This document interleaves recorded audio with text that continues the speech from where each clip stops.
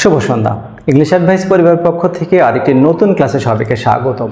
শিক্ষার্থী বন্ধুরা, আমরা ইংলিশে কথা বলতে চাই এবং আমরা পরীক্ষায় ভালো নাম্বার পেতে চাই। সো এই দুটি বিষয়কে যদি আমরা একসাথে পেতে পারি তাহলে কি করব? আমরা কিছু গ্রামারের রুলসগুলো মনে রাখবো। ফর এক্সাম্পল, আমরা কিছু বাক্যে পাবো ইংলিশ সেকেন্ড পেপার, এইচএসসি এবং আলিম এবং এসএসসি দাখিল সকল পরীক্ষার্থীদের জন্য it is time, it is high time. So যখন it is time, it is high time, what does it mean? It means যে কাজটি আগে করা উচিত ছিল। For example, I have a friend, he is suffering from headache, তার মাথা ব্যথা আছে, but he is not going to a doctor. So আমরা জানি মাথা ব্যথায় কোনো একটা কারণে হতে পারে। So as a friend I advised him go to a doctor, but he is not going to a doctor. So যখন সে আরেকবার এই কথাটা বলছে তখন আমি বলবো it is high time you went to a doctor. So শিক্ষার্থী বন্ধুরা, ইট ইজ ওয়েন্ট। কেন বলছি আমরা ওয়েন্ট? কারণ এটা V2। যখন কোনো বাক্যে it is time, high time থাকবে তখন আমরা খেয়াল করব যে কাজটি আগেই করা উচিত ছিল, সুতরাং আর সময় নষ্ট করা উচিত নয়। You went to a doctor, it is high time we stopped corruption, it is high time you started reading.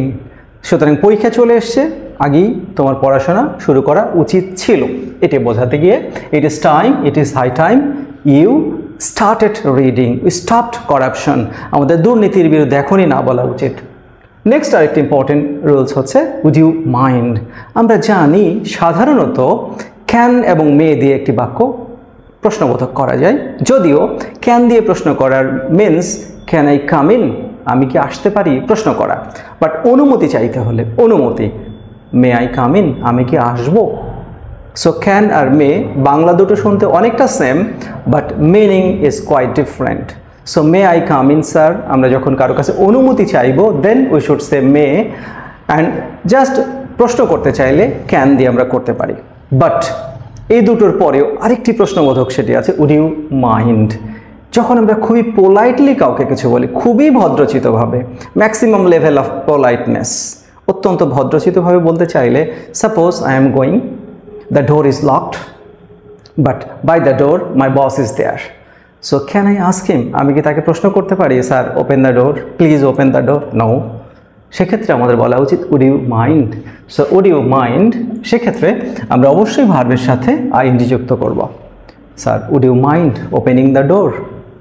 কাউকে চা খাওয়াতে চাই যিনি আমার খুবই সিনিয়র, খুবই সম্মানীয় মানুষ, would you mind having a cup of tea. Would you mind sitting here, এখানে বসলে আপনি কিছু মনে করবেন। Would you mind giving me the phone. So এইভাবে আমরা উড ইউ মাইন্ড ব্যবহার করে ভার্বের সাথে আইনজি যুক্ত করে বাক্যটি ইন্টারোগেটিভ করতে পারি। নেক্সট ইম্পর্টেন্ট রুলস হচ্ছে অ্যাজ ইফ অথবা অ্যাজ দো। অনেক সময় আমরা অনেক মানুষের সাথে কথা বলি, মনে হয় যেন সে অনেক কিছু জানে, অনেক কিছু বোঝে। ওকে, সো এই বাক্য সেম, যেমন হাই টাইমে বলেছি আমরা, এখানেও সাবজেক্টের পরে ভার্বের V2 ব্যবহার করতে হবে। As if অথবা as though. He speaks as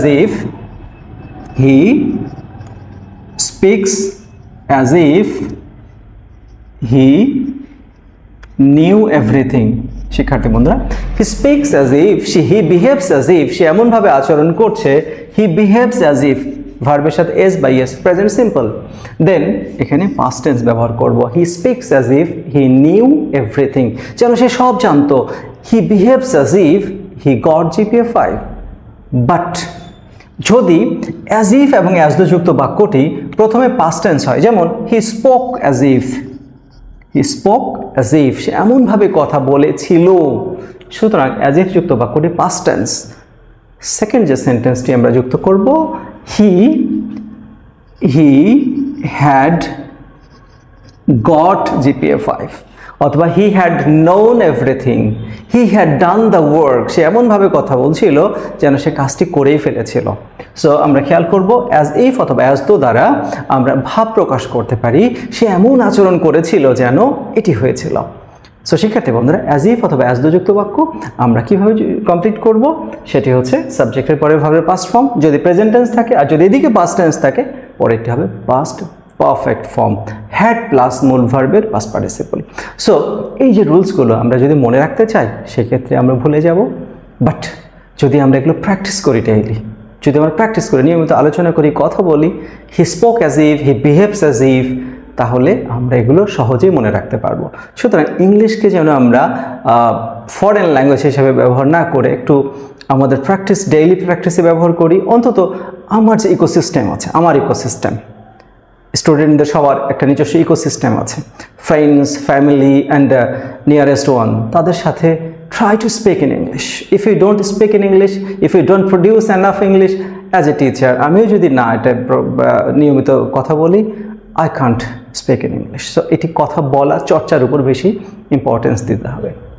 and finally আজকের শেষ যেটা আমরা বলবো, what's like and what does look like. So এই দুটো বাক্য, এই দুটো ফ্রেজ আমরা অনেক জায়গায় পাই বা ক্লোজ দুটো পাই, যে what does it look like, what does it look like. So আমরা কখন কোনটি ব্যবহার করব? যখন কিছু আনরিয়ালিস্টিক, অর্থাৎ যেটি রেগুলার ইস্যু নয়। সাপোজ এলিয়েন নিয়ে কথা বলা হচ্ছে, আমরা কি এলিয়েন দেখতে পাই? নাও। So what does the alien look like, alien দেখতে কেমন? বাট যেগুলো কমন ইস্যু, যেমন তুমি একটা ফোন কিনেছো, so what's the phone look like. So এই বিষয়টা আমরা খেয়াল করব যখন what's like and what does it look like বোঝাতে আমরা ব্যবহার করব। যেগুলো আনকমন ইস্যু সেক্ষেত্রে হোয়াট ডাজ দ্য মানে alien, what does the alligator, what does the ghost look like, এভাবে আমরা বাক্যগুলো তৈরি করব। সো এভাবে যদি আমরা ছোটো ছোটো রুলসগুলো খেয়াল করি, প্র্যাকটিস করি, এবং আমাদের এই সেশন, আমাদের এই ক্লাস, এই ইংলিশ অ্যাডভাইস পরিবারের পক্ষ থেকে আমরা চেষ্টা করি ছোটো ছোটোভাবে উপস্থাপন করে যেন আমাদের শিক্ষার্থী বন্ধুরা বেনিফিটেড হয়। Thank you for joining our classes.